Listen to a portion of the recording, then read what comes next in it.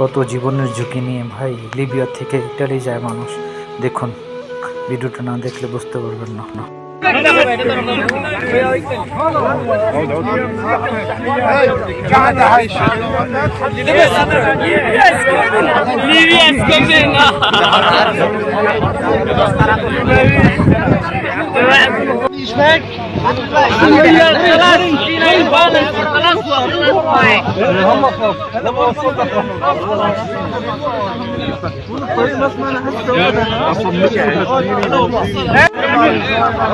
আলহামদুলিল্লাহ।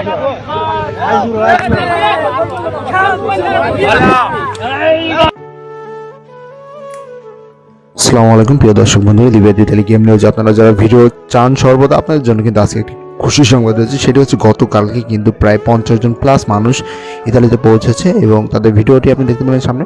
এবং এই যে ভিডিওটি